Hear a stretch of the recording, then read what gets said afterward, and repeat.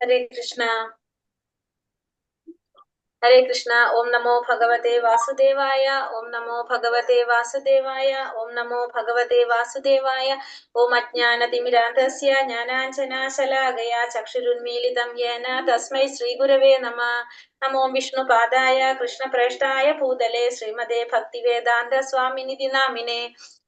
नमस्ते सारस्वते देवे गौरवाणी प्रचारिणे निर्विशेष शून्यवादी पाश्चात्य देशधारिणे जय श्री कृष्ण चैतन्य प्रभु नित्यानंद श्री अद्वैत गदाधर श्रीवासादि गौर भक्त वृंद हरे कृष्ण कृष्ण कृष्ण हरे हरे हरे राम राम राम हरे हरे ഹരേ കൃഷ്ണ. ശ്രീ ശ്രീ രാധാ ഗോവിന്ദ ടെമ്പിൾ ഇസ്കോൺ മാംഗ്ലൂരിന്റെ 18 ദിവസത്തെ ഭഗവത്ഗീത ക്ലാസ്സിലേക്ക് എല്ലാവർക്കും സ്വാഗതം. ഹരേ കൃഷ്ണ. എല്ലാവർക്കും പ്രണാമം.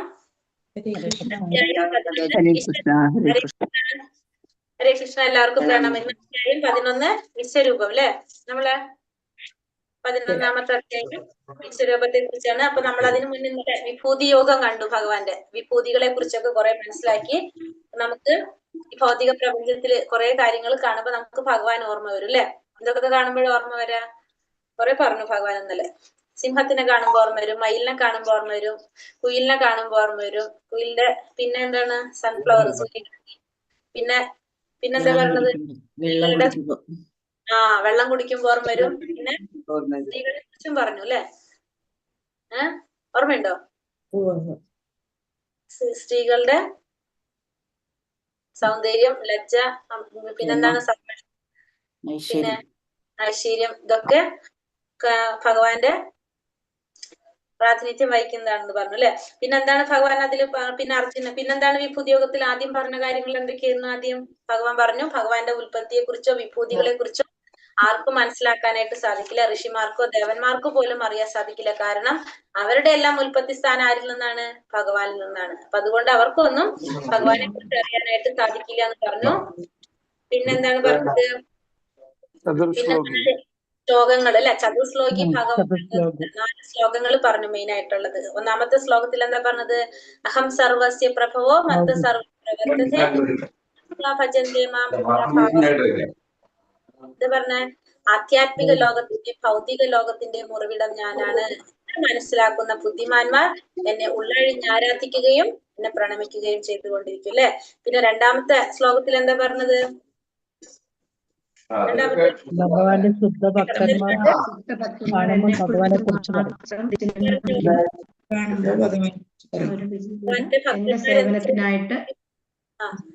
ഭഗവാന്റെ ഭക്തന്മാര് തമ്മിൽ കാണുമ്പോ ഭഗവാനെ കുറിച്ച് ബോധദീപ്തരാകുകയും ഒരു ആനന്ദം അനുഭവിക്കുകയും ചെയ്യും അല്ലെ. നമുക്ക് തന്നെ അറിയാലോ. ഇപ്പൊ നമ്മള് ക്ലാസ്സിൽ നമ്മൾ കൊണ്ടിരിക്കുമ്പോ അല്ലെങ്കിൽ ആരെങ്കിലും ഒരു സംശയം ചോദിക്കുമ്പോ എല്ലാവരും അത് സംശയമുള്ള ആള് മാത്രമല്ല അത് കേൾക്കുന്നത്, എല്ലാവരും അത് കേൾക്കാനിരിക്കുക. എന്തുകൊണ്ടാണ്? കാരണം അത് നമുക്ക് ഭഗവാനെ കുറിച്ച് കൂടുതൽ അറിയാനും നമുക്ക് അതിൽ എന്താ കിട്ടുന്നത്? നമുക്ക് ആനന്ദമാണ് അവിടെ അനുഭവിക്കുന്നത് നമ്മള് അല്ലെ. അതുകൊണ്ട് അത് രണ്ടാമത്തെ ശ്ലോകത്തിൽ പറഞ്ഞു. മൂന്നാമത്തിൽ എന്ത് പറഞ്ഞു? ആരാണ് ഭഗവാൻ ആരാധിക്കുന്നവർക്ക് വേണ്ട ബുദ്ധിവിശേഷം ഭഗവാൻ നൽകുന്നു പറഞ്ഞു. ആണോ? അല്ലെ? അതല്ല മൂന്നാമത്തെ അങ്ങനെയല്ലേ പറഞ്ഞ? ബുദ്ധിവിശേഷം നൽകുന്ന. അപ്പൊ എന്താ പറഞ്ഞത്? നൽകും. നമ്മുടെ ബുദ്ധി കൊണ്ടൊന്നല്ല നമ്മൾ ഇതൊന്നും മനസ്സിലാക്കുന്നത്. ഈ ബുദ്ധിക്ക് ആര് തരുന്നതാണ്? ഭഗവാൻ തരുന്നതാണ്. മനസ്സിലാക്കാം. ലാസ്റ്റ്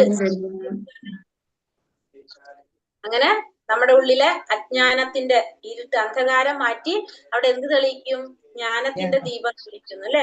അപ്പൊ നമ്മുടെ അന്ധകാരം മാറ്റാണ്. അജ്ഞത എന്ന് പറയുന്നത് അജ്ഞത ഇല്ലാതാക്കി അവിടെ ജ്ഞാനത്തിന്റെ ദീപം തെളിയിക്കാനായിട്ട് ആർക്ക് സാധിക്കും? ഭഗവാൻ സാധിക്കും. അതാണ് അതിൽ പറഞ്ഞത്. അപ്പൊ നമുക്ക് ഭക്തിയുടെ സേവനത്തെ കുറിച്ച് നമുക്ക് മനസ്സിലാകുകയും നമ്മുടെ പരമമായ ധർമ്മം എന്താണെന്ന് നമുക്ക് അറിയുമ്പോൾ സ്വാഭാവികമായിട്ട് നമ്മൾ അതിലേക്ക് തിരിയും. നമ്മുടെ അജ്ഞത മാറിക്കഴിഞ്ഞാൽ നമുക്ക് എന്ത് സംഭവിക്കും? നമുക്ക് ഭഗവാനിലേക്ക് എളുപ്പമായി. കാരണം ആ ഇരുട്ട് മാറി, പിന്നെ വെളിച്ചാണല്ലേ, അപ്പൊ നമുക്ക് പോകാനായിട്ട് വഴിയുണ്ട് അല്ലെ. നമ്മുടെ എല്ലാത്തിന്റെയും പ്രോബ്ലം എവിടെയാണ്? അജ്ഞാനാണ്. ശരിക്കും അജ്ഞതയാണ് നമ്മുടെ പ്രശ്നം. നമുക്ക് മനസ്സിലാക്കാം. അപ്പൊ ഇത്രയും പറഞ്ഞു. പിന്നെ അത് കഴിഞ്ഞിട്ട് അപ്പൊ അത് കേട്ടപ്പോ അർജുനൻ ഭഗവാനെ വിശേഷിപ്പിക്കുന്നുണ്ട്. എന്താ പറയുന്നത്? പരം ബ്രഹ്മം, പരം ധാമം, പരമം ഭവാൻ എന്നാണ് അർജുനൻ പറയുന്നത്. പിന്നെ അതിനുശേഷമാണ് അർജുനൻ ഭഗവാന്റെ വിഭൂതികളെ കുറിച്ചൊക്കെ കാണാനായിട്ട് ആഗ്രഹം പ്രകടിപ്പിക്കുന്നതും ഭഗവാൻ ആ വിഭൂതികളൊക്കെ കുറിച്ചൊക്കെ പറഞ്ഞു കൊടുക്കുന്നതും. അങ്ങനെയാണ് നമ്മള് അധ്യായം അവസാനിപ്പിക്കുന്നത്. അത് കഴിഞ്ഞിട്ട് ലാസ്റ്റ് ശ്ലോകത്തിൽ ഭഗവാൻ ഒരു കാര്യം പറഞ്ഞു. എന്താ പറഞ്ഞത്? ഭഗവാന്റെ ഒരു ചെറിയൊരു അംശം മാത്രമാണ് ഈ മഹാപ്രപഞ്ചത്തിനെ മുഴുവനും നിലനിർത്തുന്നത്. മഹാപ്രപഞ്ചം മുഴുവൻ വ്യാപിച്ച് അതിനെ നിലനിർത്തുന്നത് ഭഗവാന്റെ ചെറിയൊരു അംശം മാത്രമാണ്. അപ്പൊ അർജുനൻ അതാണ് ഇനി അടുത്തത്. അർജുനൻ എന്താ ചോദിക്കുന്നത്? ഈ ചെറിയൊരു അംശത്തിൽ ഈ ഭൗതിക പ്രപഞ്ചത്തെ ഭഗവാൻ എങ്ങനെയാണ് നിലനിർത്തുന്നത്? അത് എങ്ങനെയാണെന്നാണ് അടുത്തത് അർജുനൻ അറിയുന്നത്. അതിനാണ് ഭഗവാനോട് അർജുനൻ ഏത് കാണിച്ചു തരാൻ ആവശ്യപ്പെടുന്നത്? വിശ്വരൂപം കാണിച്ചു തരാനായിട്ട് ആഗ്രഹം പ്രകടിപ്പിക്കുന്നത്. അങ്ങനെയാണ് ഇനി 11-ാമത്തെ അധ്യായം വിശ്വരൂപം. ഇന്നലെ എടുത്തതിൽ എന്തെങ്കിലും സംശയങ്ങൾ ഉണ്ടായിരുന്നോ? മാതാജി, ഇതിൽ പറയുന്ന ഒരു 24-ാമത്തെ ശ്ലോകത്തിൽ പറയുന്ന ആദിത്യന്മാരില്ലേ, അതിന്റെ ശരിക്കും ഇമ്പോർട്ടൻസ് എന്താ? 21 ആദിത്യന്മാര്, 12 ആദിത്യ 21 12 ആദിത്യന്മാരല്ലേ? അതെ, 21-ാമത്തെ ശ്ലോകത്തില് 12 ആദിത്യന്മാരെന്ന് പറയുന്നത് വിവസ്വാൻ, ആര്യൻ, ഇന്ദ്രൻ, വരുണൻ ഇവരൊക്കെയാണ് ഈ ആദിത്യന്മാരെന്ന് പറയുന്നത്. ദേവന്മാരല്ലേ അവരൊക്കെ? അവര് ദേവന്മാരായിരിക്കണം. 12 ആദിത്യന്മാർ എന്ന് പറയാൻ കാരണം എന്താ? ആദിത്യന്മാര് ദേവന്മാർ തന്നെയാണ്. ആദിത്യന്മാർ എന്ന് പറയാൻ കാരണം എന്താ? ആദിത്യം എന്ന് വെച്ചിട്ടുണ്ടെങ്കിൽ പേര് തന്നെ ആവാനാണ്, പൊസിഷൻ ആവാനാണ് സാധ്യത. അതിപ്പോ നമ്മള് ഓരോന്ന് പറയുന്ന പോലെ തന്നെ, അതായത് ഇപ്പൊ നമ്മള് വസുക്കള് പറയുന്നില്ല, അഷ്ടവസുക്കള്, അതുപോലത്തെ ആദിത്യന്മാര്, പിന്നെന്താണ് ഇപ്പൊ ശിവനെ പറഞ്ഞില്ലേ, 12 രുദ്രന്മാരില് ശിവനുണ്ട്. ഇപ്പൊ ഇതിനൊക്കെ ഓരോരോ പേരുകൾ പറയുന്നില്ലേ? അങ്ങനെ ഒരെണ്ണം ഒന്നുകൂടി വേണമെങ്കിൽ ഞാൻ നോക്കിയിട്ട് പറയാം. അങ്ങനെ ചോദിക്കുമ്പോ അതെന്തുകൊണ്ടാന്ന് ചോദിച്ചു കഴിഞ്ഞാൽ ചിലതിന് നമുക്ക് പറയാൻ അറിയണ്ടാവില്ലല്ലോ. ചോദിച്ചു നോക്കാം. പിന്നീട് പറഞ്ഞാൽ നന്നായിരുന്നു മാതാജി. ശരി കേട്ടോ. ഒന്ന് നാളേക്ക് ഒന്ന് തന്നെ ഉറപ്പിച്ചോളൂ ചോദിക്കാനായിട്ട്. പറഞ്ഞുതരാം. ഞാൻ ചോദിക്കാം. ഹരേ കൃഷ്ണ. ഹരേ കൃഷ്ണ.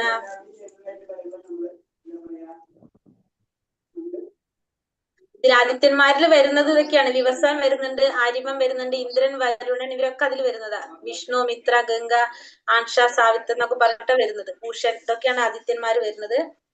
പ്രഭു ചോദിച്ചത് ഈ ആദിത്യൻ എന്ന് എന്ത് പറയുന്നെന്നാണ് ചോദിച്ചത് അല്ലെ? അതെ. ഹരേ കൃഷ്ണ. അപ്പൊ അടുത്ത അധ്യായം വിശ്വരൂപം.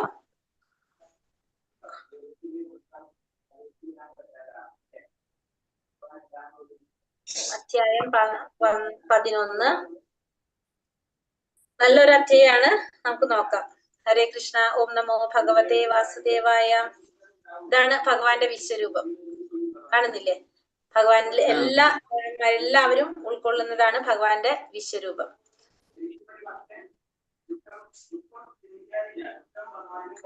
ഹരേ കൃഷ്ണ. ഓം നമോ ഭഗവതേ വാസുദേവായ. അർജുന ഉവാച.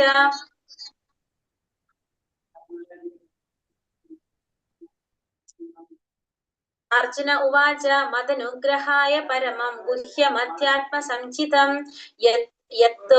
യത്തേയോക്തം വജസ്തേന മോഹോയം വിഗതോ മമ. അർജുനൻ പറഞ്ഞു, പരമഗുഹ്യങ്ങളായ ആധ്യാത്മിക വിഷയങ്ങളെ കുറിച്ച് അങ്ങ് എനിക്ക് ദയാപൂർവം നൽകിയ ഉപദേശങ്ങൾ കേട്ടതിനാൽ എന്റെ വ്യാമോഹങ്ങൾ ഇപ്പോൾ തീർന്നിരിക്കുന്നു. അപ്പോ പരമരഹസ്യമായിട്ടുള്ള വിഷയങ്ങളൊക്കെ കുറിച്ചാണ് ഭഗവാൻ ഇവിടെ അർജുനന് പറഞ്ഞു കൊടുത്തത്. അപ്പൊ അതൊക്കെ കേട്ടപ്പോ അർജുനന്റെ വ്യാമോഹങ്ങൾ, അർജുനന്റെ സംശയങ്ങളും എല്ലാം മാറിപ്പോ. അർജുനന്റെ എല്ലാ പ്രയാസങ്ങളും ഇപ്പൊ മാറി എന്നാണ് ഭഗവാനോട് അർജുനൻ പറയുന്നത്. ഇനി അടുത്ത എന്താ പറയുന്നത്? എന്റെ വിഷമങ്ങളും പ്രശ്നങ്ങളൊക്കെ മാറി ഭയങ്കര സന്തോഷത്തിലാണ്. ഞാൻ ഇതൊക്കെ കേട്ടപ്പോ എനിക്ക് എന്ത് തോന്നി? വിശദമായിട്ട് മനസ്സിലാക്കിയപ്പോ എനിക്ക് സന്തോഷം തോന്നാണ് അല്ലെ. ഇനി എന്ത് വേണം? ഏവമേതത് യഥാതത്വം ആത്മാനം പരമേശ്വര ദ്രഷ്ടുമിച്ഛാമി തേ രൂപ ഐശ്വര്യം പുരുഷോത്തമ. ഇനി പറയണേ, ഹേ പരമപുരുഷോത്തമ, ഹേ പരംപൊരുളെ, അങ്ങു തന്നെ സ്വയം വിവരിച്ചു തന്ന പോലെയുള്ള അവിടുത്തെ യഥാർത്ഥമായ സ്ഥിതിയിൽ ഞാൻ അങ്ങയെ എന്റെ മുന്നിൽ കാണുന്നുവെങ്കിലും ഈ വിശ്വാവിഷ്കാരത്തിലെങ്ങും അങ്ങ് ഉൾച്ചേർന്ന് നിൽക്കുന്നത് എങ്ങനെയെന്ന് കാണാൻ എനിക്ക് ആഗ്രഹമുണ്ട്. അങ്ങയുടെ ആ രൂപം എനിക്ക് കാണണം. അപ്പൊ അവിടെ അങ്ങ് പറഞ്ഞു തന്ന അങ്ങയുടെ യഥാർത്ഥ രൂപം അല്ലെ, അങ്ങയുടെ യഥാർത്ഥ രൂപത്തിലാണ് ഇവിടെ ആര് കണ്ടുകൊണ്ടിരിക്കുന്നത്? അർജുനൻ കണ്ടുകൊണ്ടിരിക്കുന്നത്. ഭഗവാൻ ശ്രീകൃഷ്ണനായിട്ടാണ് അർജുനൻ കണ്ടുകൊണ്ടിരിക്കുന്നത്. പിന്നെ പറയാണ്, അങ്ങനെ ഞാൻ കാണുന്നുണ്ടെങ്കിലും പക്ഷെ അങ്ങ് എങ്ങനെയാണ് ഈ വിശ്വത്തിലെങ്ങും അങ്ങ് ഉൾച്ചേർന്ന് നിൽക്കുന്നതെന്ന് കാണാൻ എനിക്ക് ആഗ്രഹമുണ്ട്. അപ്പൊ അങ്ങയുടെ ആ രൂപം എനിക്ക് കാണണം, വിശ്വരൂപം കാണണം എന്നാണ് അർജുനൻ ഭഗവാനോട് ആഗ്രഹം പ്രകടിപ്പിക്കുന്നത്. അപ്പൊ ഭഗവാൻ എന്താ പറയുന്നത്? ശ്രീ ഭഗവാനുവാച പശ്യമേ പാർത്ഥരൂപാണി ശതശോധാ സഹസ്രശഃ നാനാവിധാനി ദിവ്യാനി നാനാവർണാകൃതീനി ച. പരമദിവ്യോത്തമ പുരുഷൻ പറഞ്ഞു, പ്രിയപ്പെട്ട അർജുന, പല വർണ്ണങ്ങളിലും പല ആകൃതികളിലുമുള്ള എന്റെ 1000 ദിവ്യരൂപങ്ങൾ നീ കണ്ടുകൊള്ളൂ. അപ്പോൾ പറയാണ്, ശരി, നിനക്ക് ഞാൻ കാണിച്ചു തരാം. എന്റെ പല വർണ്ണങ്ങളിലും പല ആകൃതികളിലുമുള്ള എന്റെ 1000 ദിവ്യരൂപങ്ങൾ നീ കണ്ടുകൊള്ളൂ. എന്റെ ദിവ്യരൂപം നീ കണ്ടുകൊള്ളാനായിട്ട് പറയാണ് അർജുനനോട് ഭഗവാൻ. അപ്പൊ പക്ഷെ എന്താ പറയുന്നത്? പിന്നെ ഒന്നുകൂടി പറയുന്നുണ്ട്, നതു മാം ശക്യസേ ദ്രഷ്ടും മാനേ നൈവാസ ചക്ഷുഷ ദിവ്യം ദദാമി തേ ചക്ഷു പശ്യമേ യോഗമൈശ്വര്യം.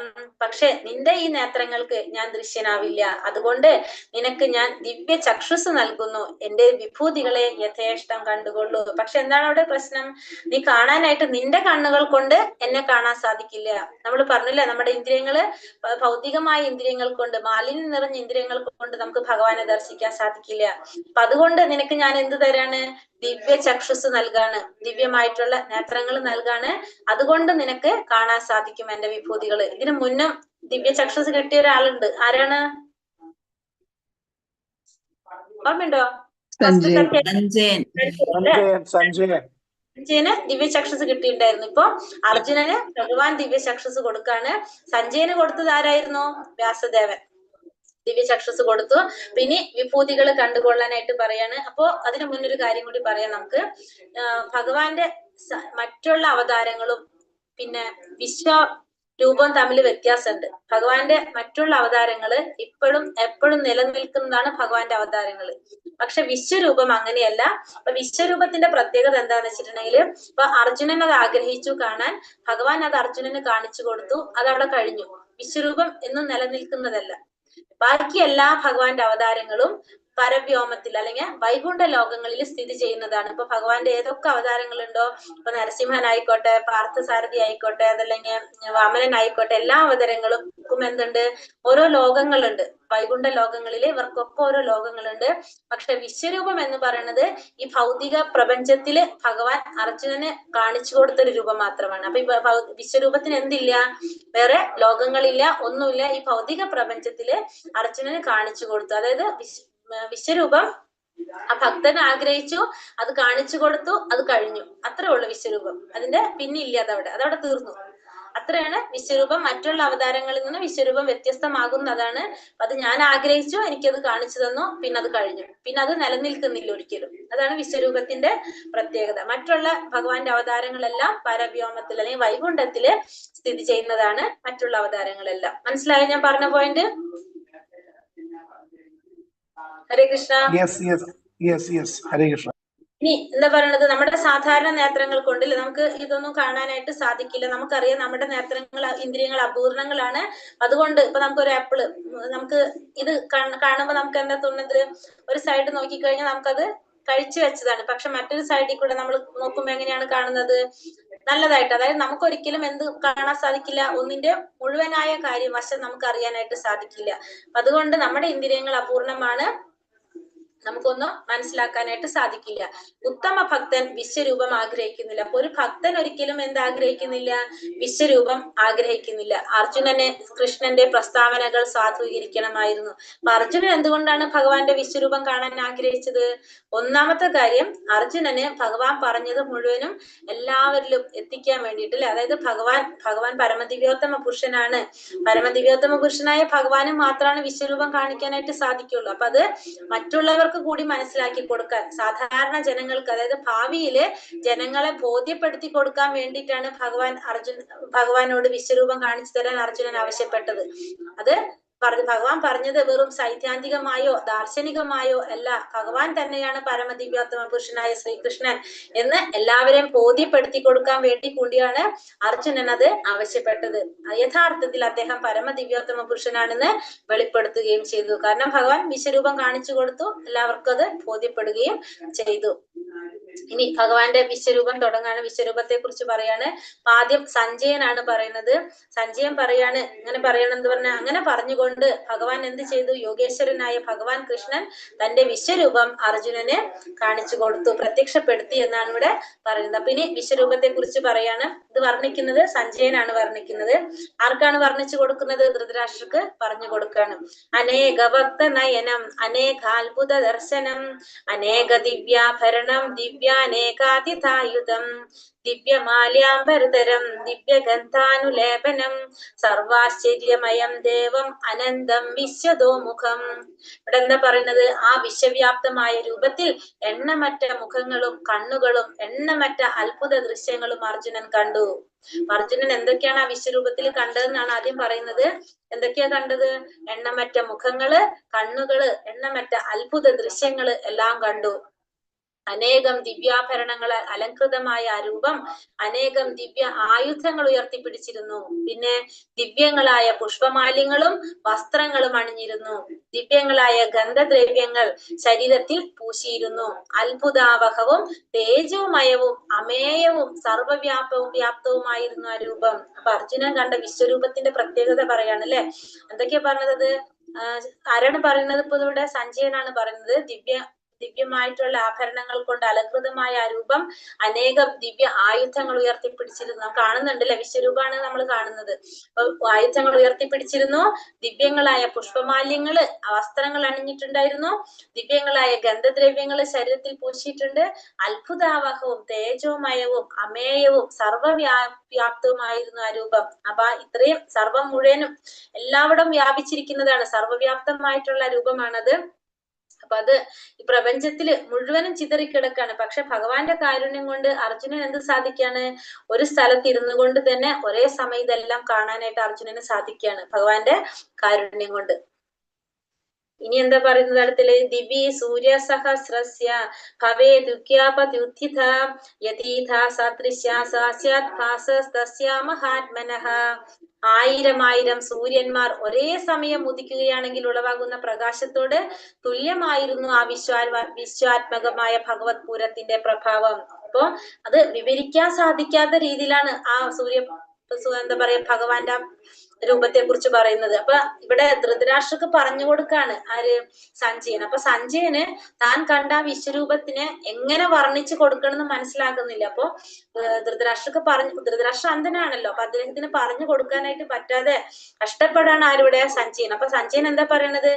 ആയിരം സൂര്യന്മാർ ഒരേ സമയം ഉദിക്കുകയാകുമ്പോൾ ഉണ്ടാകുന്ന പ്രകാശം ഉണ്ടല്ലോ, ആ പ്രകാശത്തോട് തുല്യമായിരുന്നു ഭഗവാന്റെ ആ വിശ്വരൂപം എന്ന് അങ്ങനെയാണ് പറഞ്ഞു കൊടുക്കുന്നത്. അതായത് സഞ്ജയൻ അത് പറഞ്ഞ് മനസ്സിലാക്കാൻ സാധിക്കാതെ, എങ്ങനെയാണത് മനസ്സിൽ കണ്ടത് ചിത്രീകരിച്ച് കൊടുക്കാൻ സാധിക്കാതെ അപ്പൊ പറയുന്നത് ഇങ്ങനെയാണ്: ആയിരം സൂര്യന്മാർ ഒരേ സമയം ഉദിക്കുമ്പോൾ ഉണ്ടാകുന്ന പ്രകാശം, അതിന് തുല്യമായിരുന്നു ഭഗവാന്റെ ആ വിശ്വരൂപം എന്നാണ് പറഞ്ഞു കൊടുക്കുന്നത്.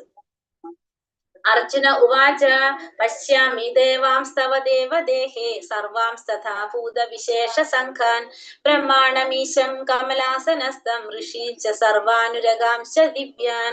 അർജുനൻ പറഞ്ഞു, കൃഷ്ണ, അവിടുത്തെ ശരീരത്തിൽ സകല ദേവന്മാരെയും മറ്റു സകല ജീവജാലങ്ങളെയും ഞാൻ കാണുന്നു. മാത്രമല്ല താമരപ്പൂവിൽ നിന്ന് അരുളുന്ന ബ്രഹ്മദേവൻ, അതുപോലെ ശിവൻ, ഋഷികൾ, ദിവ്യ സർപ്പഗണങ്ങൾ എന്നിവരെയും ഞാൻ കാണുന്നു. അപ്പൊ അർജുനൻ പറയാണല്ലേ. അർജുനൻ എന്താ പറയണത്? അങ്ങയുടെ ശരീരത്തില് എല്ലാം കാണാൻ സാധിക്കാണ്. ദേവന്മാര്, സകല ദേവന്മാരും സകല ജീവാത്മാക്കളും പിന്നെന്താണ് താമരപ്പൂവിൽ വാണരുളുന്ന ബ്രഹ്മദേവനെയും അതുപോലെ തന്നെ ശിവൻ, ഋഷികള്, ദിവ്യ സർപ്പങ്ങള്, ഇതിനെല്ലാത്തിനെയും ആർക്ക് കാണാൻ സാധിക്കാണ്? അർജുനന് കാണാൻ സാധിക്കാണ്. അപ്പൊ അർജുനൻ പറയാണ് ഇതൊക്കെ എനിക്ക് അങ്ങയുടെ ശരീരത്തില് കാണാൻ സാധിക്കുന്നു. അടുത്തല് പറഞ്ഞെന്താണ്? അനേക ബാഹൂദര വക്ര നേത്രം പശ്യാമി ത്വാം സർവതോനന്ത രൂപം നാന്തം ന മധ്യം ന പുനസ്തവാദീം പശ്യാമി വിശ്വേശ്വര വിശ്വരൂപ. അല്ലയോ ജഗന്നാഥ വിശ്വരൂപ, ഭഗവാനെ വിളിക്കാണ്. അങ്ങയുടെ ശരീരത്തിൽ എല്ലായിടത്തും എണ്ണമറ്റ കൈകളും ഉദരങ്ങളും വായുകളും കണ്ണുകളും ഉരുത്തിരിഞ്ഞു വരുന്നു. ഇവയ്ക്ക് അവസാനമോ ആദിയോ മധ്യമോ അന്തമോ കാണുന്നില്ല. അപ്പൊ ജഗന്നാഥ, ഭഗവാനെ വിളിക്കുന്നതാണ് ജഗന്നാഥ എന്നുവെച്ചാ വിശ്വരൂപാണ് കണ്ടുകൊണ്ടിരിക്കുന്നത് അല്ലെ. വിശ്വരൂപ എന്നൊക്കെ വിളിക്കുന്ന ഭഗവാൻ. ഇപ്പൊ അങ്ങയുടെ ശരീരത്തിൽ എല്ലായിടത്തും എണ്ണമറ്റ കൈകളും പിന്നെ ഉദരങ്ങള്, വായുകള്, കണ്ണുകളും എല്ലാം ഉരുത്തിരിഞ്ഞു വരുന്നതായിട്ട് കാണാണ്. ഇതിനൊന്നും ഒരു അവസാനവും ആദ്യവും മധ്യവും ഒന്നും കാണാനായിട്ട് ആർക്ക് സാധിക്കുന്നില്ല? അർജുനന് സാധിക്കുന്നില്ല. അടുത്തതിൽ എങ്ങനെ പറയണത്? കിരീടിനം ഗതിനം ചക്രിനം ച തേജോ രാശിം സർവതോ ദീപ്തിമന്തം പശ്യാമി ത്വം തുർനിരീക്ഷ്യം സമന്ത ദീപ്താനലർക്കാനദിത്യമപ്രമേയം. ആളിക്കത്തുന്ന അഗ്നിയുടെയും മധ്യാഹ്ന സൂര്യന്റെയും പ്രകാശം പോലെ ചൂഴെ പരക്കുന്നതും കണ്ണഞ്ചിപ്പിക്കുന്നതുമായ മഹാജ്യോതിസ് കൊണ്ട് ദൂർദൃശ്യമാണ് അങ്ങയുടെ ഈ രൂപം. എങ്കിലും അനേക വിധത്തിലുള്ള കിരീടങ്ങളും ഗദകളും ചക്രങ്ങളും ധരിച്ച തേജോമയമായ ഈ രൂപം ഞാൻ എവിടെയും കാണുന്നു. അപ്പൊ ആളിക്കത്തുന്ന അഗ്നിയുടെയും മധ്യാഹ്ന സൂര്യന്റെയും പ്രകാശം പോലെ, നമുക്കറിയാലോ ഉച്ചയ്ക്കുള്ള സൂര്യന്റെ പ്രകാശം എങ്ങനെയാണ്? കണ്ണിലേക്ക് അടിക്കുന്നതാണ് അല്ലെ, നമുക്ക് അത് കണ്ണഞ്ചിപ്പിക്കുന്നതാണ്. അപ്പൊ നമുക്ക് അതുകൊണ്ട് നമുക്ക് നോക്കാൻ ബുദ്ധിമുട്ടാണ്. അതേപോലെ ദുർദൃശ്യമാണ്, അങ്ങനെ കൊണ്ട് ദുർദൃശ്യമാണ് അങ്ങയുടെ ഈ രൂപം. എങ്കിലും അനേക വിധത്തിലുള്ള കിരീടങ്ങളും ഗദകളും ചക്രങ്ങളും ധരിച്ച തേജോമയമായ ഈ രൂപം ഞാൻ എവിടെയും കാണുന്നു. അപ്പൊ അങ്ങനെയാണെങ്കിലും, കാരണം ഈ പ്രപഞ്ചം മുഴുവൻ വ്യാപിച്ചു കിടക്കുകയാണ് ഭഗവാന്റെ വിശ്വരൂപം.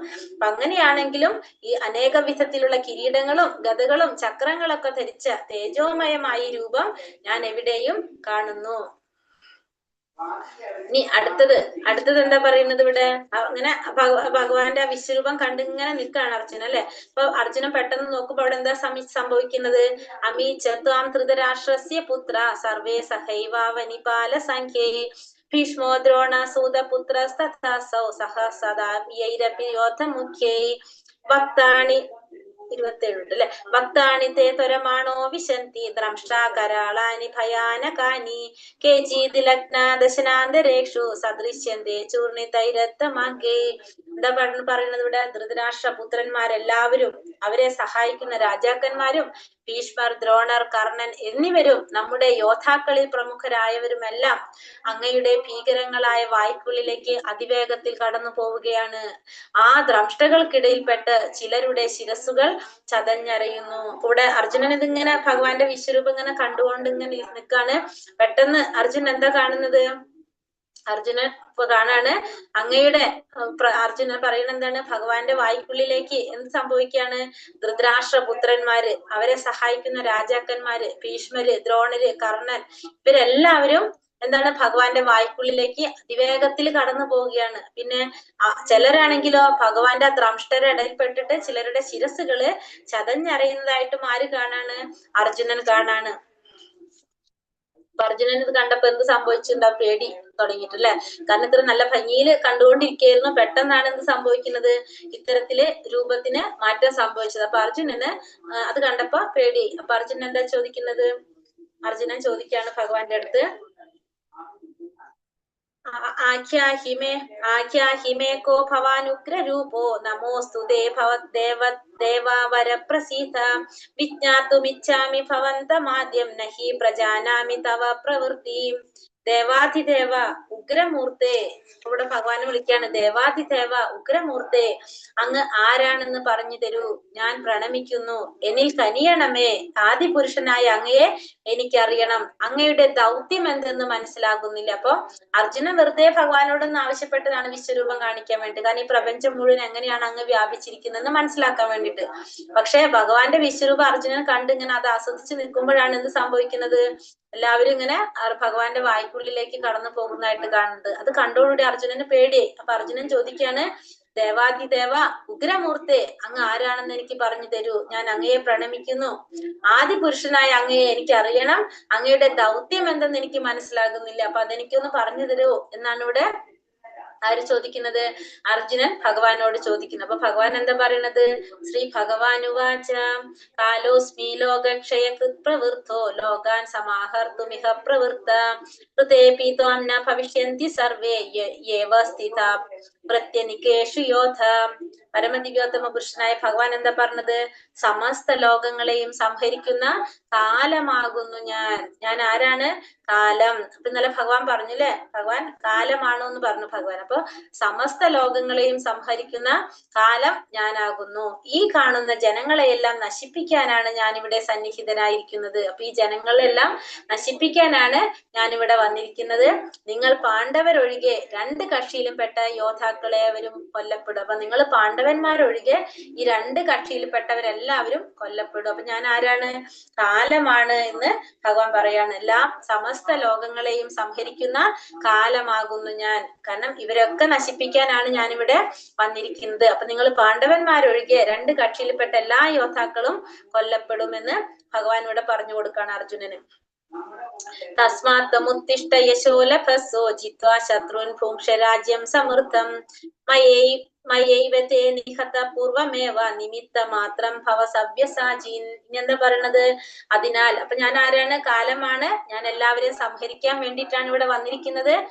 നിങ്ങൾ പാണ്ഡവന്മാരൊഴികെ ബാക്കി എല്ലാവരെയും കൊല്ലപ്പെടും, അവരെല്ലാവരും എന്നാൽ വധിക്കപ്പെടും. അപ്പൊ അതുകൊണ്ട് നീ എന്ത് ചെയ്യണം?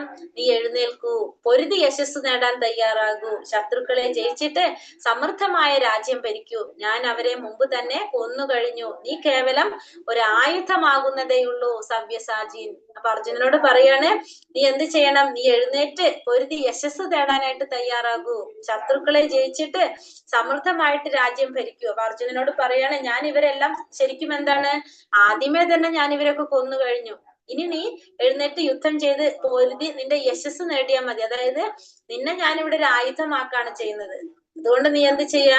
സവ്യസാചീൻ. സവ്യസാചീൻ എന്ന് വെച്ചിട്ടുണ്ടെങ്കിൽ ഇങ്ങനെ ആയുധനം അമ്പയത്തില് വിദഗ്ധനായിട്ടുള്ളവനാണ് സവ്യസാചീൻ എന്ന് പറഞ്ഞ. അർജുനനോട് പറയാണ്, നീ എഴുന്നേറ്റ് യുദ്ധം ചെയ്തോളൂ.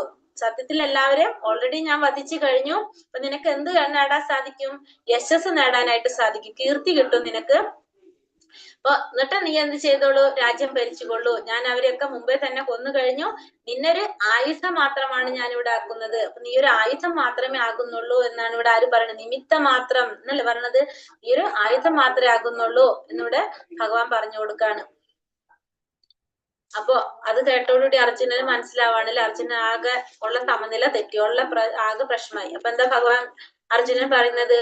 സഖേതി മത്വാ പ്രസഭം യദുക്തം ഹേ കൃഷ്ണ ഹേ യാദവ ഹേ സഖേതി അജാനത മഹിമാനം തവേദം മയാ പ്രമാദത് പ്രണയേന വാത്പി യച്ചാവഹാസാർത്ഥമസത്കൃതോസി വിഹാര ശയ്യാസന ഭോജനേഷു ഏകോ തവാപ്യച്യുത തത്സമക്ഷം തക്ഷാമയേ തം തോമഹമപ്രമേയം. ഇപ്പൊ എന്താ പറയണത്? അങ്ങയുടെ മഹത്വം എന്തെന്നറിയാതെ സുഹൃത്ത് എന്ന് മാത്രം കരുതി ഹേ കൃഷ്ണ, ഹേ യാദവ, ചങ്ങാതി എന്നെല്ലാം ഞാൻ അങ്ങയെ സ്നേഹത്താലോ സംഭ്രാന്തിയാലോ വിളിച്ചു പോന്നു. അപ്പൊ ഇവിടെ പറയാണ്, ഞാൻ അങ്ങയുടെ മഹത്വം എന്തെന്നറിയാതെ, ഇവിടെ അർജുനൻ നേരിട്ട് കാണാണ് അല്ലെ, ആ മഹത്വം എന്തെന്ന് മനസ്സിലാക്കാതെ സുഹൃത്താണെന്ന് മാത്രം കരുതി ഞാൻ എന്ത് ചെയ്തു? അങ്ങയെ ഹേ കൃഷ്ണ, ഹേ യാദവ, ചങ്ങാതി എന്നെല്ലാം ഞാൻ അങ്ങയെ സ്നേഹം കൊണ്ടോ സംഭ്രാന്തിയാലോ ഒക്കെ വിളിച്ചു പോന്നു. നാം തനിച്ചായിരിക്കുമ്പോഴും മറ്റുള്ളവർക്കിടയിൽ ഇരിക്കുമ്പോഴും വിനോദിക്കുകയോ ഇരിക്കുകയോ ഒരേ കിടക്കയിൽ കിടക്കുകയോ ആഹാരം കഴിക്കുകയോ ചെയ്യുന്ന അവസരങ്ങളിലും പലപ്പോഴും അങ്ങയെ വേണ്ടത്ര മാനിക്കാതെ അപഹസിച്ചിട്ടുണ്ട്. അച്യുത, അങ്ങനെ പറ്റിപ്പോയ പിഴകൾക്കെല്ലാം ഞാൻ അങ്ങയോട് ഇതാ മാപ്പ് ചോദിക്കുന്നു. അപ്പൊ ഇവിടെ നമ്മള് ഒറ്റയ്ക്കിരിക്കുന്ന സമയത്തും കൂട്ടുകാരോടൊപ്പം കളിച്ചുകൊണ്ടിരിക്കുന്ന സമയത്തും ഒരേ കിടക്കയിലും ആഹാരം കഴിക്കുന്ന സമയത്തൊക്കെ എന്താണ്, പലപ്പോഴും ഞാൻ അങ്ങയെ വേണ്ടത്ര മാനിക്കാതെ അപഹസിച്ചിട്ടുണ്ട്. അപ്പൊ ഞാൻ പല സമയത്തും അങ്ങയെ മാനിക്കാതെ ഇരുന്നിട്ടുണ്ട്. അച്യുത, പറ്റിപ്പോയ പിഴകൾക്കെല്ലാം അങ്ങയോട് ഞാനിതാ മാപ്പ് ചോദിക്കുന്നു. അപ്പൊ അർജുനൻ ആകെ വിഷമായി. അർജുനന് അത്രയും പ്രയാസമായിട്ട് അർജുനൻ ഭഗവാന്റെ അടുത്ത് ക്ഷമ ചോദിക്കുകയാണ്. ഇവിടെ അപ്പൊ ഭഗവാന് മനസ്സിലായി എന്താണ് അർജുനൻ ഇതൊക്കെ കണ്ടോടുകൂടി ആകെ പേടിച്ചിട്ടാണ് ഇതൊക്കെ പറയുന്നത് എന്നുള്ളത് അല്ലെ. അപ്പൊ ഇവിടെ എന്താ പറയുന്നത്, അർജുനനോട് ഭഗവാൻ പറയുന്നതാണത്, മാത്തേ വ്യഥാമാച്ച വിമൂഢ ഭാവോ ദൃഷ്ടാരൂപം ഘോരമൃദംഗം മമേദം പ്രീതമനാ പുനസ്ത്വം തദേവ മേ രൂപമിതം പ്രപശ്യ. എന്റെ ഈ ഭീപത്സ രൂപം കണ്ടിട്ട് നീ അസ്വസ്ഥനാവുകയും സംഭ്രാന്തനാവുകയും ചെയ്തു. അത് ഇതോടെ തീരട്ടെ. എന്റെ ഭക്തനായ നീ ഇനി സ്വസ്ഥത കൈവരിക്കൂ. ശാന്ത മനസ്കനായി നിനക്കിപ്പോൾ നീ ആഗ്രഹിക്കുന്ന രൂപം കാണാൻ. അപ്പൊ ഭഗവാന് മനസ്സിലായപ്പോ ഭഗവാൻ എന്താണ് പറയണത്, നീ എന്റെ ഈ രൂപം കണ്ടിട്ടാണ് നീ അസ്വസ്ഥനായതും സംഭ്രാന്തനാവുകയും ചെയ്തത്. അത് ഇതോടെ തീരട്ടെ. അപ്പൊ ഞാൻ ആ രൂപം മാറ്റാണ്. ഇനി നീ സ്വസ്ഥത കൈവരിക്കൂ, ശാന്ത മനസ്കനാകൂ. നിനക്കിപ്പോ നീ ആഗ്രഹിക്കുന്ന രൂപം കാണാം. നീ ഏത് രൂപമാണോ ഇപ്പൊ ആഗ്രഹിക്കുന്നത് അത് നിനക്ക് കാണാനായിട്ട് സാധിക്കും. അപ്പൊ അർജുനൻ പേടിച്ചിട്ടാണെന്നുള്ളത് ഭഗവാന് മനസ്സിലായില്ല. അപ്പൊ ആ രൂപം ഭഗവാൻ മാറ്റി തരാന്നാണ് പറയുന്നത്. ഒരു ഭക്തൻ ഒരിക്കലും ശരിക്കും എന്താ ആഗ്രഹിക്കുന്നില്ല, ഭഗവാന്റെ വിശ്വരൂപം കാണാൻ ഒരിക്കലും ഭക്തൻ ആഗ്രഹിക്കുന്നില്ല. ഭക്തർ എപ്പോഴും എന്ത് രൂപമാണ് ആഗ്രഹിക്കുന്നത്, ഭഗവാന്റെ ശ്യാമസുന്ദര രൂപം, ഭഗവാൻ ശ്രീകൃഷ്ണ രൂപത്തിൽ കാണാനാണ് ഭക്തന്മാരെപ്പോഴും ആഗ്രഹിക്കുന്നത്. പക്ഷെ ഇവിടെ അർജുനൻ ആ ഒരു ആഗ്രഹം പ്രകടിപ്പിച്ചത് കൊണ്ട് ഭഗവാൻ കാണിച്ചു കൊടുക്കുന്നതാണ്. അപ്പൊ ഇനി സഞ്ജയൻ എന്താ, എനിക്ക് പദ്യം കിട്ടുന്നില്ലല്ലോ. പദ്യം ഇല്ല പ്രഭു, ഈ സ്ലൈഡിൽ കൊടുത്തിട്ടില്ല. അപ്പൊ ഞാൻ പക്ഷെ അത് വായിച്ചു പോണതാ. ശ്ലോകത്തിൽ കൊടുത്തിട്ടില്ല, കുറെ ശ്ലോകങ്ങള് ഉള്ള കാരണം അവർ കൊടുത്തില്ല. പക്ഷെ വിശ്വരൂപത്തില് ശ്ലോകം വായിച്ചില്ലെങ്കിൽ നമുക്ക് ആ ഒരു ഇത് വരില്ല അതിന്റെ. ഹരേ കൃഷ്ണ. അപ്പൊ സഞ്ജയൻ എന്താ പറയുന്നത് ഇവിടെ, സഞ്ജയൻ പറയാണ്. അപ്പൊ ഇവിടെ ഭഗവാൻ പറഞ്ഞത് ഇവിടെ ഭഗവാൻ പറയാണല്ലേ, നിനക്ക് ഇത് കണ്ടിട്ട് പേടിയാവുന്ന മനസ്സിലായപ്പോ ഞാൻ ഇനി എന്ത് ചെയ്യാം, നീ ശാന്തനാവോ, നിനക്ക് ആഗ്രഹിക്കുന്ന രൂപം ഞാൻ കാണിച്ചു തരാന്ന് പറഞ്ഞു. അപ്പൊ ഒരു ഭക്തൻ ഒരിക്കലും നമ്മൾ പറഞ്ഞു ഭഗവാന്റെ ഏത് രൂപം കാണാൻ ഇഷ്ടപ്പെടാറില്ല, വിശ്വരൂപം. കാരണം അവർക്ക് ഏത് രൂപമാണ് ഇഷ്ടം, ഭഗവാന്റെ ശ്യാമസുന്ദര രൂപം. അതായത് ഭഗവാൻ ശ്രീകൃഷ്ണ രൂപത്തിൽ ഭഗവാനെ കാണാനാണ്, ശരിയായ ഭഗവാന്റെ രൂപത്തിൽ കാണാനാണ് ഭക്തന്മാർ ആഗ്രഹിക്കുന്നത്. കൂടെ സഞ്ജയൻ എന്താ പറയുന്നത്, സഞ്ജയ ഉവാച ഇത്യർജുനം വസുദേവസ്തഥോക്ത്യ സ്വകം രൂപം ദർശയാമാസ ഭൂയഃ ആശ്വാസയാമാസ ചാപീതമേനം ഭൂത്വാ പുനഃ സൗമ്യവപൂർമഹാത്മനാം. എന്താ പറഞ്ഞത്, സഞ്ജയൻ ധൃതരാഷ്ട്രോട് പറഞ്ഞു, ഇങ്ങനെ അർജുനനോട് പറഞ്ഞിട്ട് പരമദിവ്യോത്തമ പുരുഷനായ കൃഷ്ണൻ തന്റെ യഥാർത്ഥമായ ചതുർഭുജ രൂപം കാണിച്ചു. അപ്പോൾ ഇങ്ങനെ പറഞ്ഞുകൊണ്ട് ഭഗവാൻ ഏത് രൂപം കാണിച്ചു കൊടുത്തു, അർജുനന് ചതുർഭുജ രൂപം കാണിച്ചു കൊടുത്തു. ഭഗവാന്റെ ചതുർഭുജ രൂപം ഭഗവാൻ കാണിച്ചു കൊടുത്തു. ശംഖ് ചക്ര ഗദാ പത്മത്തോട് കൂടിയ ഭഗവാന്റെ ചതുർഭുജ രൂപം ഭഗവാൻ കാണിച്ചു കൊടുത്തു. അപ്പൊ ഈ ചതുർഭുജ രൂപം എന്ന് പറയുമ്പോ ഭഗവാന്റെ ഇപ്പൊ നമുക്ക് നാരായണ രൂപം അല്ലെ, ചതുർഭുജം എന്ന് പറയുമ്പോൾ ശംഖ് ചക്ര ഗദാ പത്മത്തോട് കൂടിയ രൂപം. ഈ രൂപത്തിന്റെ പ്രത്യേകത വെച്ചാൽ ഭഗവാന്റെ ഓരോ നാമം വരുന്നത് ഈ ശംഖ് ചക്ര ഗദ ഉണ്ടല്ലോ ഇതൊക്കെ മാറുന്നതനുസരിച്ചാണ്. അതായത് ഇപ്പൊ നമ്മളിപ്പോ ഈ ഒരു പിക്ചറിൽ കാണുമ്പോൾ നമുക്കറിയാം ലെഫ്റ്റ് ഹാൻഡില് താഴെയാണ്, താഴത്തെ കയ്യിലാണ് എന്ത് ഗദ ഇരിക്കുന്നത്, മുകളിലത്തെ കയ്യിൽ ശംഖ് ഇരിക്കുന്നു, താമര ഇരിക്കുന്നു, ചക്രം റൈറ്റ് കയ്യില്, വലത്ത് കയ്യില്, മുകളിലത്തെ കയ്യില് ചക്രം അല്ലെ. ഇത് ഒഴിഞ്ഞ് തിരിച്ച് ഈ എന്താണ് പറയാ, പത്മം ഒരു മുകളിലത്തെ കയ്യിൽ വന്നു, ശംഖ് താഴത്തെ കയ്യിൽ വന്നു, ഗദ ഇപ്പുറത്ത് വന്നു. അതിങ്ങനെ ഓരോന്നും മാറുന്നതിനനുസരിച്ചാണ് ഭഗവാന്റെ നാമങ്ങൾ മാറുന്നത്. ഇപ്പൊ മാധവനാണെങ്കിൽ ഇതില് വേറെ രീതിയിലായിരിക്കും പിടിച്ചിട്ടുണ്ടാവുക. ഈ 4 കാര്യങ്ങളുണ്ടല്ലോ, ഇത് മാറുന്നതിനനുസരിച്ചാണ് ഭഗവാന്റെ പേര് മാറുന്നത്. നമ്മൾ ഓരോ പേരുകൾ പറയുന്നില്ലേ ഭഗവാന്റെ, 4 ചതുർഭുജനായിട്ടുള്ള ആ പേരുകൾ മാറുന്നത് ഈ 4 കാര്യങ്ങളുടെ പൊസിഷൻ മാറുന്നതിനനുസരിച്ചാണ് ഭഗവാന്റെ പേര് മാറുന്നത്. അപ്പൊ ചതുർഭുജ രൂപം കാണിച്ചു കൊടുത്തു. പിന്നീട് എന്താ പറയുക, പിന്നീട് ഭീതനായി തീർന്ന അർജുനനെ ധൈര്യം വരുത്താനായിട്ട് ഇരു കൈകളോട് കൂടിയ തന്റെ സാധാരണ രൂപം കൈക്കൊള്ളുകയും ചെയ്തു. അപ്പൊ ഭഗവാന്റെ സാധാരണ രൂപം എന്ന് പറയുമ്പോൾ ഏത് രൂപമാണ്, ഭഗവാൻ ശ്രീകൃഷ്ണനായിട്ടുള്ള രൂപമാണ് അല്ലെ. അതാണ് ഭഗവാന്റെ ബേസിക് ആയിട്ടുള്ള രൂപം. അതിൽ നിന്നാണ് ഭഗവാന്റെ എല്ലാ അവതാരങ്ങളും രൂപവിസ്തരണങ്ങളെല്ലാം വരുന്നത്. അപ്പൊ അതുകൊണ്ട് ഭഗവാൻ എന്ത് പറയും, അവതാരി എന്നാണ് ഭഗവാനെ പറയും. ബാക്കിയെല്ലാം ഭഗവാന്റെ അവതാരങ്ങളാണ്. ഭഗവാൻ ആരാണ്, അവതാരിയാണെന്നാണ് പറയുന്നത്. അപ്പൊ അങ്ങനെ ഭഗവാന്റെ ഇരു കൈകളോട് കൂടിയ സാധാരണ രൂപം ഭഗവാൻ കൈക്കൊണ്ടു. അപ്പൊ അതിനു മുന്നേ ഒരു ശ്ലോകം കൂടി പറയാം. അപ്പൊ ഭഗവാന്റെ സാധാരണ രൂപം കൈക്കൊണ്ടു എന്ന് പറഞ്ഞു അല്ലെ.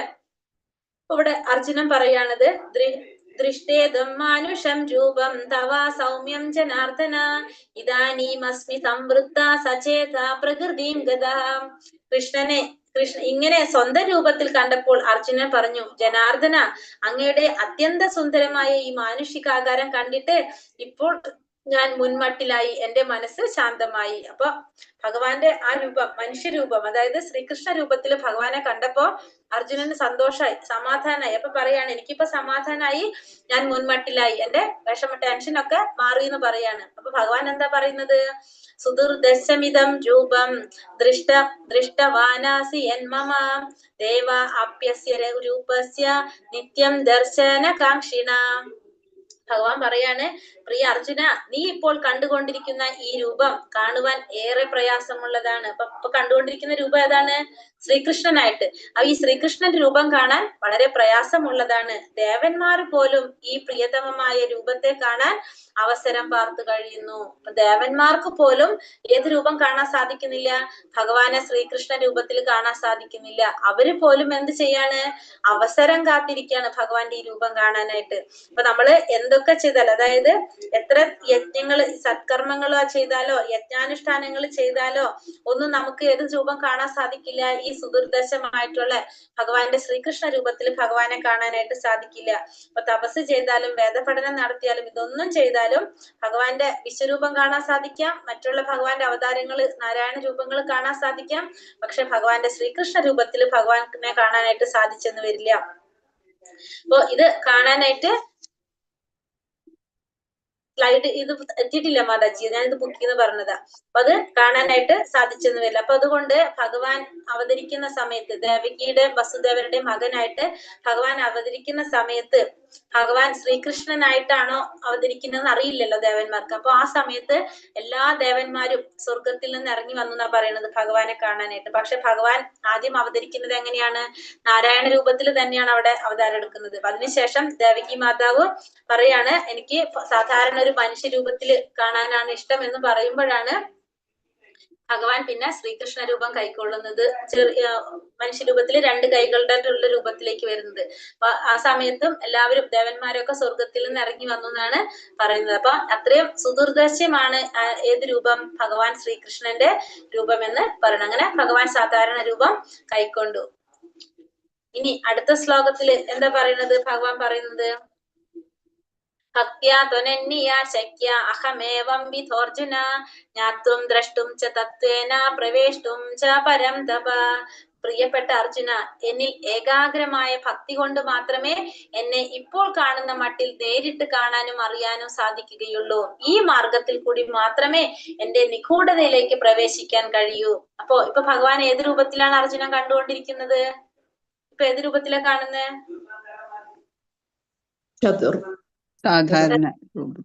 സാധാരണ രൂപം, ശ്രീകൃഷ്ണ രൂപം. അപ്പോൾ അർജുനനോട് പറഞ്ഞു കൊടുക്കാണ്, എന്നിൽ ഏകാഗ്രമായ ഭക്തി കൊണ്ട് അല്ലെ, ഭഗവാനിൽ മാത്രം. ഭഗവാൻ പറയുന്നുണ്ട് ലാസ്റ്റ് ശ്ലോകത്തിൽ, എന്താണ് പറഞ്ഞ ലാസ്റ്റ് ശ്ലോകം? 66ാമത്തെ ശ്ലോകം ഓർമ്മയുണ്ട് ആർക്കെങ്കിലും? 18ാമത്തെ അധ്യായത്തില് പരിചയമുള്ളവർക്ക് ഏതാണ്? ഒരു മിനിറ്റ്.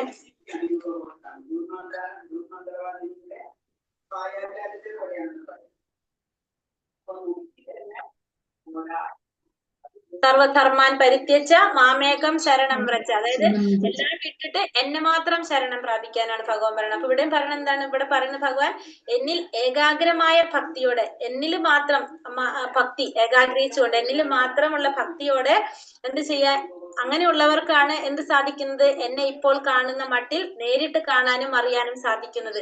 ഈ മാർഗത്തിൽ കൂടി മാത്രമേ എന്റെ നിഗൂഢതയിലേക്ക് പ്രവേശിക്കാനായിട്ട് സാധിക്കുന്നുള്ളൂ. അപ്പൊ ഭഗവാന്റെ നിഗൂഢതയിലേക്ക് പ്രവേശിക്കണമെങ്കിൽ നമുക്ക് എന്ത് വേണമെന്ന് മനസ്സിലാക്കേണ്ടത്? ഭക്തി മാർഗത്തിലൂടെ മാത്രമേ ഭഗവാനിലേക്ക് പ്രവേശിക്കാനായിട്ട് സാധിക്കുള്ളൂ. വേറെ ഒരു ഷോർട്ട് കട്ട് അവിടെ ഇല്ല. അപ്പൊ ഭഗവാൻ പറയുന്നത് എന്താണ്? ഏകാഗ്രമായ ഭക്തി കൊണ്ട് മാത്രമേ എന്നെ ഇപ്പോൾ കാണുന്ന മട്ടിൽ നേരിട്ട് കാണാനും അറിയാനും സാധിക്കുകയുള്ളൂ. ഈ മാർഗത്തിൽ കൂടി മാത്രമേ എന്റെ നിഗൂഢതയിലേക്ക് പ്രവേശിക്കാൻ സാധിക്കുള്ളൂ. അപ്പൊ ഭക്തിയിലൂടെ മാത്രമേ നമുക്ക് എന്ത് സാധിക്കുള്ളൂ? ഭഗവാനെ പ്രാപിക്കാനായിട്ട് സാധിക്കുള്ളൂ. അപ്പൊ ഭക്തിയുടെ 9 സ്റ്റെപ്പുകൾ ഉണ്ട്, അല്ലെങ്കിൽ ഭക്തി 9 തരത്തിൽ നമുക്ക് ഭക്തിയിലൂടെ ഭഗവാനെ പ്രാപിക്കാം. ഏതൊക്കെയാണത്? ശ്രവണം, കീർത്തനം, വിഷ്ണു സ്മരണം, പാദസേവനം, അർച്ചനം, വന്ദനം, ദാസ്യം, സഖ്യം, ആത്മനിവേദനം. ഏതൊക്കെയാണത്? 9 തരം ഭക്തി. 9 തരത്തില് ഭക്തി ചെയ്തുകൊണ്ട് നമുക്ക് പ്രാപിക്കാം. ഇത് 9ഉം ഒരുമിച്ചും ചെയ്യാം. ഇതിൽ ഏതെങ്കിലും ഒരെണ്ണം ചെയ്തുകൊണ്ട് നമുക്ക് എന്ത് സാധിക്കാം? ഭഗവാനെ പ്രാപിക്കാനായിട്ട്, സാക്ഷാത്കാരത്തിലേക്ക് നമുക്ക് നോക്കാം. ഏതൊക്കെയാണ്? ശ്രവണം പറഞ്ഞിട്ടുണ്ടോ ഞാൻ ഇതിനു മുന്നത്? ശ്രവണം, കീർത്തനം പറഞ്ഞിട്ടുണ്ടോ? പറഞ്ഞിട്ടുണ്ട്. നേരത്തെ പറഞ്ഞിട്ടുണ്ട്. ഏതൊക്കെയാണ്? പറയൂ.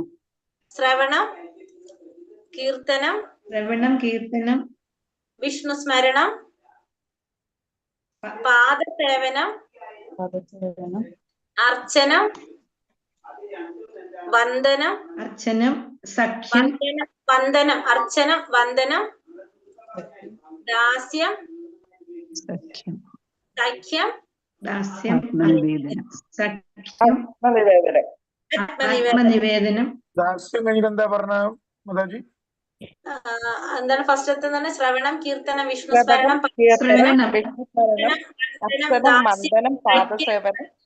സഖ്യം, ആത്മനിവേദനം. അർച്ചനം, വന്ദനം, ദാസ്യം, സഖ്യം, ആത്മനിവേദനം. സഖ്യം കൂട്ടുകാര്, ആത്മനിവേദനം എല്ലാം ഭഗവാന് സമർപ്പിക്കുന്നത്. ആത്മനിവേദനം ഇത് ഏതെങ്കിലും ഒരെണ്ണം ചെയ്തുകൊണ്ടും ഇത് 9ഉം ചെയ്തുകൊണ്ടും നമുക്ക് എന്ത് സാധിക്കും? ഭഗവാനെ സാക്ഷാത്കരിക്കാനായിട്ട് നമുക്ക് സാധിക്കും. അപ്പൊ നമ്മള് ഇതിലെ ആദ്യത്തെ 3 ശ്രവണം, കീർത്തനം, വിഷ്ണു സ്മരണം, ഇത് നമ്മള് നാമജപത്തില് നമ്മൾ എന്നും നാമം ജപിക്കുമ്പോ ഇത് 3 നമ്മൾ ഡെയിലി പ്രാക്ടീസ് ചെയ്യുന്നതാ. എന്താണ്? ശ്രവണം, കീർത്തനം, സ്മരണം. ശ്രവണം നമ്മള് നാമം ജപിക്കുന്നു, അപ്പൊ കീർത്തിക്കാണ് അല്ലെ? നമ്മൾ കീർത്തിക്കുന്നു പ്ലസ് ശ്രവിക്കുന്നു, കേൾക്കുന്നുണ്ട്, പിന്നെ സ്മരണം, ഭഗവാനെ സ്മരിക്കുന്നുണ്ട്. അപ്പൊ ഈ 3 കാര്യങ്ങൾ എന്നുണ്ടാവും നമുക്ക്? ശ്രവണം, കീർത്തനം, സ്മരണം, പിന്നെ വിഷ്ണു സേവനം, പാദസേവനം, അർച്ചനം, വന്ദനം, ദാസ്യം, സഖ്യം, ആത്മനിവേദനം. അതാണ് നവവിധ ഭക്തിയിലൂടെ നമുക്ക് എന്ത് സാധിക്കും?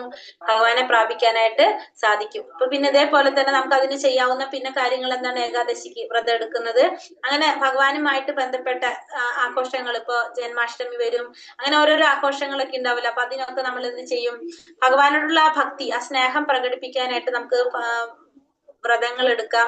അതല്ലെങ്കിൽ അന്ന് സാധാരണ ചെയ്യുന്നേക്കാളും കൂടുതൽ നാമം ജപിക്കാം, ഭഗവത്ഗീത വായിക്കാം, ഭാഗവതം കേൾക്കാം. ഇതൊക്കെ നമ്മൾ എന്ത് ചെയ്യുന്നത്? ആ ഭക്തി കൂട്ടാൻ വേണ്ടിയിട്ട് ചെയ്യുന്ന കാര്യങ്ങളാണ് ഇതൊക്കെ. നമുക്ക് ഭഗവാനിലേക്ക് അടുപ്പിക്കുന്നതാണ് ഇതെല്ലാം തന്നെ. അപ്പൊ ഭക്തിയിലൂടെ മാത്രമേ ഭഗവാൻ അറിയാനായിട്ട് സാധിക്കുന്നുള്ളൂ. ഇതൊരു കഥയാണ്, ലാസ്റ്റ് പറയാം. ഇനി വിശ്വരൂപം മറിച്ച് പിന്നീട് ഭഗവാൻ കൃഷ്ണൻ ചതുർഭുജനായ നാരായണ രൂപവും ഒടുവിൽ ദ്വിഭുജനായ സ്വരൂപവും കൈക്കൊള്ളുന്നുണ്ട്. വൈദിക സാഹിത്യത്തിൽ പറയപ്പെടുന്ന ചതുർഭുജ രൂപങ്ങളും മറ്റ് ആദിമമായ ദ്വിഭുജ കൃഷ്ണ രൂപത്തിൽ നിന്ന് ഉത്ഭവിച്ചതാണെന്ന് ഇതിൽ നിന്ന് മനസ്സിലാക്കാം. അപ്പോൾ ആദ്യം ഭഗവാൻ എന്താണ്? വിശ്വരൂപം കാണിച്ചു. ആ വിശ്വരൂപം മറിച്ചിട്ട് പിന്നീട് ഭഗവാൻ ചതുർഭുജ രൂപത്തില്, നാരായണ രൂപത്തിൽ വന്നു. ആ നാരായണ രൂപത്തിൽ നിന്ന് പിന്നെ ഏത് രൂപത്തിലേക്ക് വന്നു? ദ്വിഭുജനായിട്ടുള്ള സ്വരൂപം, ദ്വിഭുജനായിട്ടുള്ള സ്വരൂപം എന്നാണ് ഇവിടെ പറയുന്നത്. അപ്പൊ ഭഗവാന്റെ യഥാർത്ഥ രൂപം ഏതാണ്? ശ്രീകൃഷ്ണനാണ്. അതാണ് പറയുന്നത് ദ്വിഭുജനായിട്ടുള്ള സ്വരൂപം എന്ന് പറയുന്നത്. അപ്പൊ ഭഗവാൻ തന്റെ സ്വരൂപവും സ്വീകരിച്ചു. അപ്പൊ വൈദിക സാഹിത്യത്തിൽ പറയുന്ന ഈ ചതുർഭുജ രൂപവും പിന്നെ ദ്വിഭുജ കൃഷ്ണ രൂപത്തിൽ നിന്നാണ് ഉത്ഭവിച്ചത് എന്നുള്ളത് നമുക്കിവിടെ മനസ്സിലാക്കാം. അപ്പൊ എല്ലാ രൂപങ്ങളും ഭഗവാന്റെ ഏതിൽ നിന്നാണ് വരുന്നത്?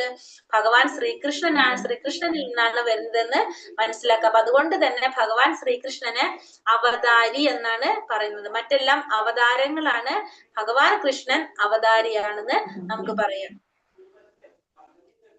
മത്കർമ്മ കൃന്മത്പരമോ മത്ഭക്താസംഗവർജിതഃ നിർവൈര സർവഭൂതേഷു യസാ മാമേതി പാണ്ഡവ. പ്രിയ അർജുന, എന്റെ ശുദ്ധ സേവനത്തിൽ ഏർപ്പെട്ടിരിക്കുന്ന കാമ്യകർമ്മങ്ങളുടെയോ ഊഹാപോഹങ്ങളുടെയോ മാലിന്യം കൂടാതെ എനിക്ക് വേണ്ടി കർമ്മം ചെയ്യുകയും എന്നെ ജീവിതത്തിന്റെ പരമ ലക്ഷ്യമായി കരുതുകയും സർവഭൂതങ്ങളോടും സുഹൃത്ത് രൂപേണ പെരുമാറുകയും ചെയ്യുന്ന ഭക്തൻ നിശ്ചയമായും എന്നെ തന്നെ പ്രാപിക്കും. ഇവിടെ എന്താ ഭഗവാൻ പറയുന്നത്? അർജുന, എന്റെ സേവനത്തിൽ ഏർപ്പെട്ടുകൊണ്ടിരിക്കുന്ന കാമ്യകർമ്മങ്ങളുടെയോ ഊഹാപോഹങ്ങളുടെയോ മാലിന്യം കൂടാതെ എനിക്ക് വേണ്ടി കർമ്മം ചെയ്യുകയും എന്നെ ജീവിതത്തിന്റെ പരമ ലക്ഷ്യമായി കരുതുകയും പിന്നെന്താണ് സർവഭൂതങ്ങളോടും സുഹൃത്ത് രൂപേണ പെരുമാറുകയും ചെയ്യുന്ന ഭക്തൻ നിശ്ചയമായിട്ടും എന്നെ തന്നെ പ്രാപിക്കും. അപ്പൊ അങ്ങനെയുള്ള ഭക്തന് എന്ത് സാധിക്കും? എന്നെ തന്നെ പ്രാപിക്കാനായിട്ട് സാധിക്കും. അപ്പൊ എങ്ങനെയായിരിക്കണം? ഊഹാപോഹങ്ങളുടെ ഒന്നും മാലിന്യം കൂടാതെ എനിക്ക് വേണ്ടി കർമ്മം ചെയ്യാം, ജീവിതത്തിന്റെ പരമമായ ലക്ഷ്യം ഞാനാണെന്ന് മനസ്സിലാക്കാം. പിന്നെ സർവഭൂതങ്ങളോടും എല്ലാവരോടും എങ്ങനെ പെരുമാറണം? സുഹൃത്ത് രൂപേണ പെരുമാറുക. അങ്ങനെയുള്ള ഭക്തന് എന്ത് സാധിക്കും? നിശ്ചയമായിട്ടും എന്നെ പ്രാപിക്കാനായിട്ട് സാധിക്കുമെന്ന് ഭഗവാൻ പറയണം. അപ്പൊ എല്ലാവരോടും സുഹൃത്ത് രൂപേണ പെരുമാറണം, അതായത് എല്ലാവരും ഭഗവാന്റെ അംശമാണെന്ന് മനസ്സിലാക്കി എല്ലാവരോടും സുഹൃത്ത് രൂപേണ പെരുമാറുക. പിന്നെ എങ്ങനെയാണ് പറഞ്ഞത്? ജീവിതത്തിന്റെ പരമമായ ലക്ഷ്യം എന്താണ്? എനിക്ക് വേണ്ടി കർമ്മം ചെയ്യുകയും എന്നെ ജീവിതത്തിന്റെ പരമ ലക്ഷ്യമായിട്ടും കരുതുക. അപ്പൊ ചെയ്യുന്ന കർമ്മം മുഴുവൻ ആർക്ക് വേണ്ടിയായിരിക്കണം? ഭഗവാന് വേണ്ടിയായിരിക്കണം. ജീവിതത്തിന്റെ പരമമായ ലക്ഷ്യം ഭഗവാനായിരിക്കണം. അങ്ങനെ ചെയ്യുന്നവർക്ക് എന്ത് സാധിക്കും? അങ്ങനെയുള്ള ഭക്തന് നിശ്ചയമായിട്ടും ഭഗവാനെ പ്രാപിക്കാനായിട്ട് സാധിക്കുമെന്നാണ് ഭഗവാനോട് പറയുന്നത്. ഹരേ കൃഷ്ണ കൃഷ്ണ കൃഷ്ണ ഹരേ ഹരേ, ഹരേ രാമ രാമ രാമ ഹരേ ഹരേ. ഹരേ കൃഷ്ണ. അത് ഈ ഒരു പിക്ചർ കാണിച്ചില്ല അല്ലെ?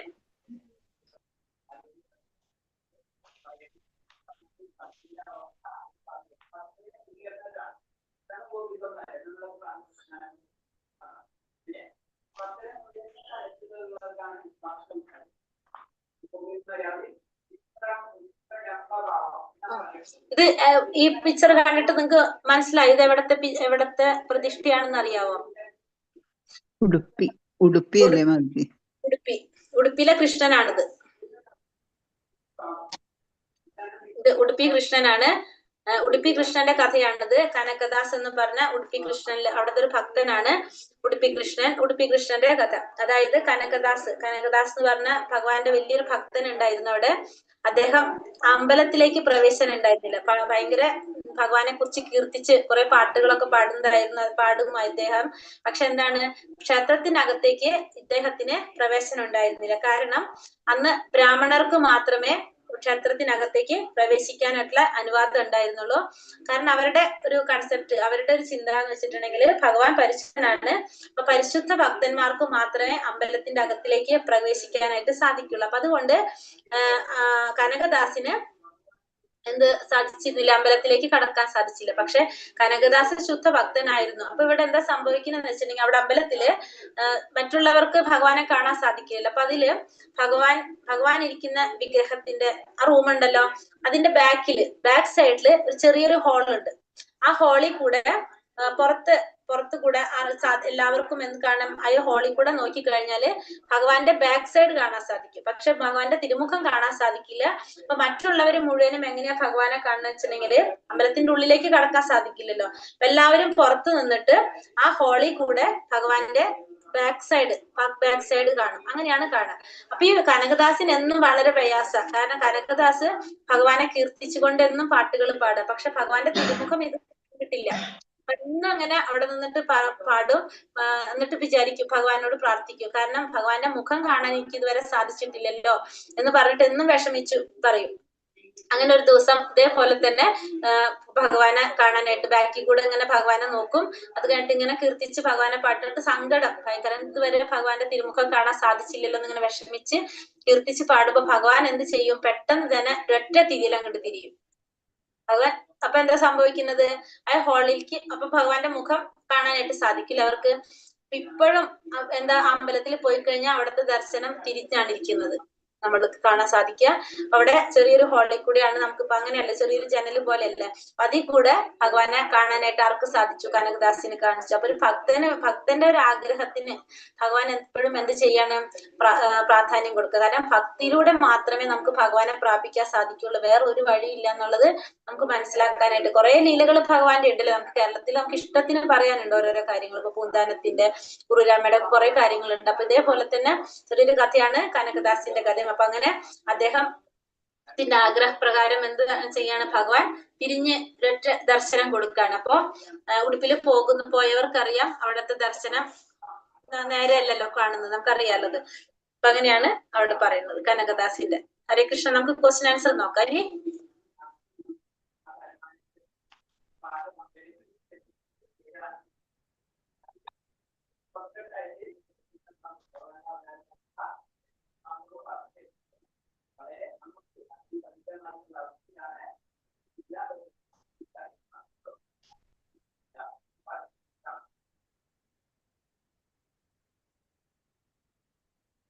ഹരേ കൃഷ്ണ. ക്വസ്റ്റ്യൻ എന്താണ്? ഒന്നാമത്തെ ക്വസ്റ്റ്യൻ, അർജുനൻ എന്തുകൊണ്ടാണ് വിശ്വരൂപം കാണാൻ ആഗ്രഹിച്ചത്? അർജുനൻ എന്തുകൊണ്ടാണ് വിശ്വരൂപം കാണാൻ ആഗ്രഹിച്ചത്? പ്രപഞ്ചം മുഴുവൻ ഭഗവാന്റെ ആ സർവാതിശയത്വം എല്ലാവർക്കും മനസ്സിലാക്കി കൊടുക്കാൻ വേണ്ടിട്ട് അല്ലെ. നാളെ അല്ലെങ്കിൽ എന്താണ് സംഭവിക്കുന്നത്? ഭഗവാൻ പരമദിവ്യോത്തമ പുരുഷനായ ഭഗവാൻ കൃഷ്ണനാണെന്ന് മറ്റുള്ളവർക്ക് മനസ്സിലാക്കി കൊടുക്കാനും, എല്ലാവർക്കുമായൊരു എന്താണ് കറക്റ്റ് വേർഡ് പറയുന്നുണ്ടല്ലോ, പരമദിവ്യ പുരുഷോത്തമൻ.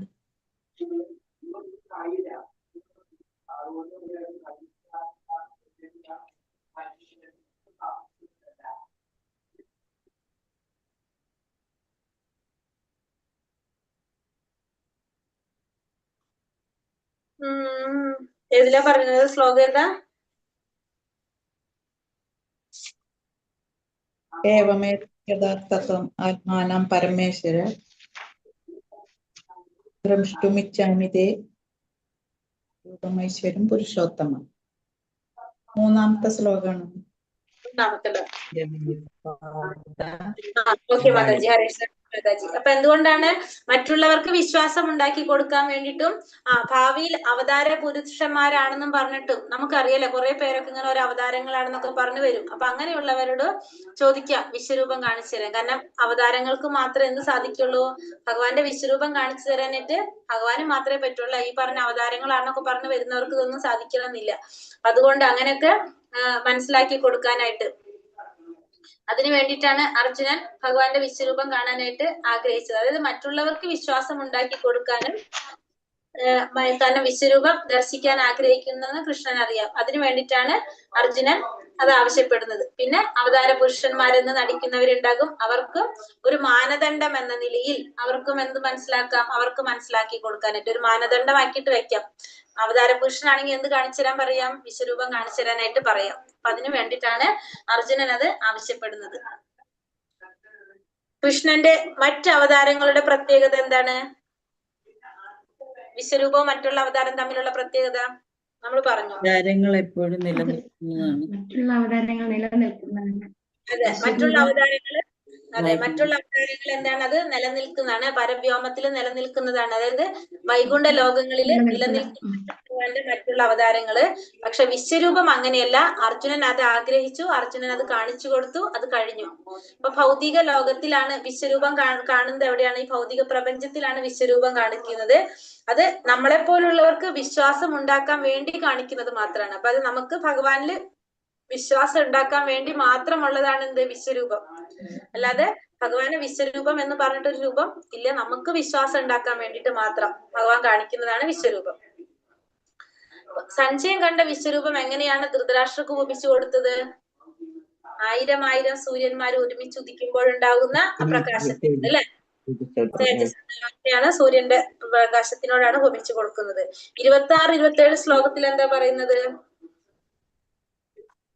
ധൃതരാഷ്ട്രപുത്രന്മാരെല്ലാവരും അവരെ സഹായിക്കുന്ന രാജാക്കന്മാരും ഭീഷ്മ, ദ്രോണ, കർണ എന്നിവരും നമ്മുടെ യോദ്ധാക്കളിൽ പ്രമുഖന്മാരെല്ലാം അങ്ങയുടെ ഭീകരങ്ങളായ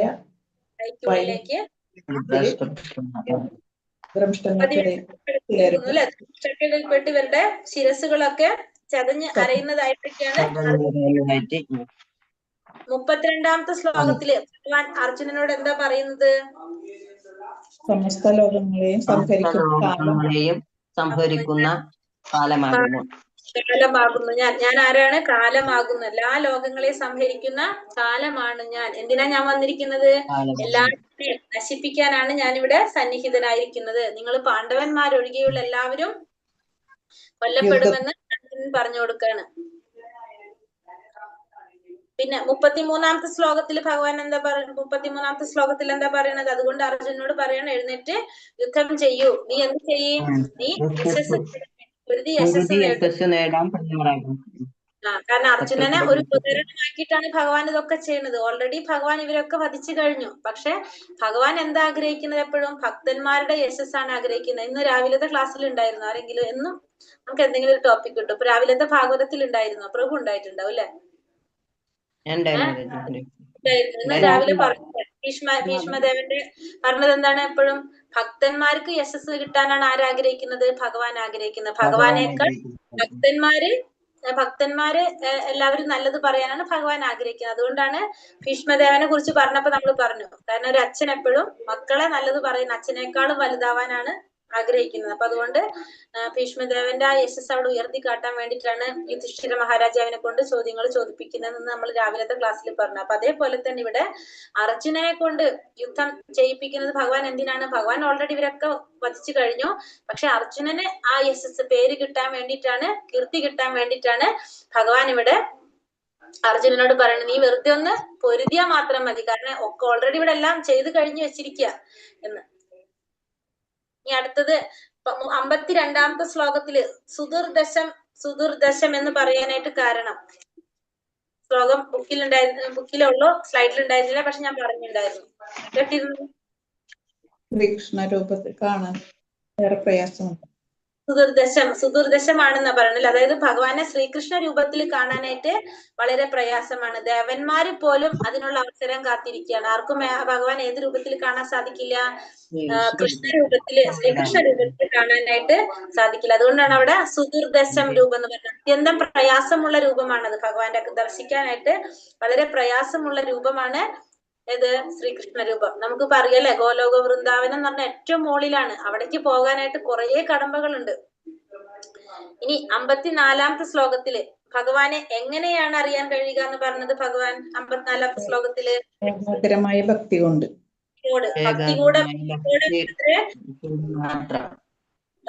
ഏകാഗ്രമായ ഭക്തിയോട് കൂടി മാത്രമേ ഭഗവാനെ അറിയാനായിട്ട് സാധിക്കുള്ളൂ. വേറെ ഒരു മാർഗവും ഇല്ല.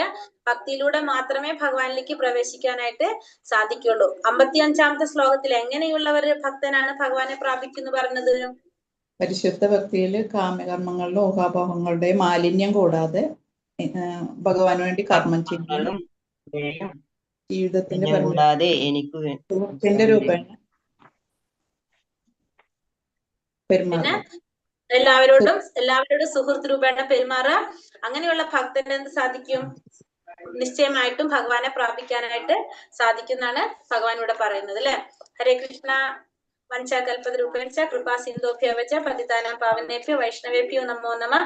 അനന്ത കോടി വൈഷ്ണവൃദ്ധി കി ജയ്. ശ്രീല പ്രഭുപാദ് കി ജയ്. ഗുരുദേവ് കി ജയ്. നിതായ് ഗൗരപ്രമാനന്ദേ. ഹരി ഹരി ബോൽ. ഹരേ കൃഷ്ണ എന്ന് പറഞ്ഞതിൽ എന്തെങ്കിലും സംശയങ്ങളുണ്ടോ? വിശ്വരൂപത്തിന്റെ ഇമേജ് ഒന്ന് കാണിക്കുമോ? ഒരു സ്ക്രീൻഷോട്ട് എടുക്കാനോ?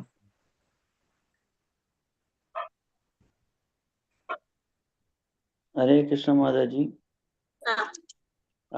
നമ്മൾ ഈ നാമം ജപിക്കുന്ന സമയത്ത് ഇപ്പൊ നമുക്ക് ശ്രീകൃഷ്ണ രൂപം പ്രാപ്യമാണെന്ന് പറയുന്നുണ്ടല്ലോ. പക്ഷെ നമ്മൾക്കിപ്പം ശ്രീകൃഷ്ണന്റെ രൂപം നമ്മുടെ മനസ്സിലുണ്ടല്ലോ. അങ്ങനെ നമുക്ക് നാമം ജപിക്കാനൊക്കെ പറ്റുന്നത് കൊണ്ട് എന്തെങ്കിലും കുഴപ്പമോ? എനിക്ക് മനസ്സിലായില്ല, ഒരു മിനിറ്റ്.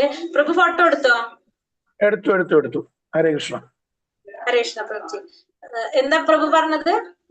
ശ്രീകൃഷ്ണന്റെ രൂപം കിട്ടുക എന്ന് പറയുന്നത് ഭയങ്കര പ്രയാസമേറിയ കാര്യം എന്നല്ല ഭഗവാൻ പറയുന്നത്. ശ്രീകൃഷ്ണനെ കാണാനായിട്ട്. അതെ, കാണാനായിട്ട്. അപ്പൊ നമുക്ക് ഇപ്പം നമ്മുടെ ഉള്ളിലൊക്കെ ഒരു ശ്രീകൃഷ്ണന്റെ രൂപം ഉണ്ടല്ലോ. ഇപ്പൊ നമ്മൾ ഒരുപാട് ഇതാണ് പ്രതിമകളെല്ലാം കാണുന്നുണ്ട്. അപ്പൊ നമുക്ക് ആ രൂപം മനസ്സിൽ വെച്ചിട്ട് മാല ജപിക്കാൻ പറ്റുമോ എന്നറിയാൻ വേണ്ടി ചോദിച്ചത്. ഒരു സ്ഥലത്ത് കോൺസെൻട്രേറ്റ് ചെയ്ത് നിന്ന്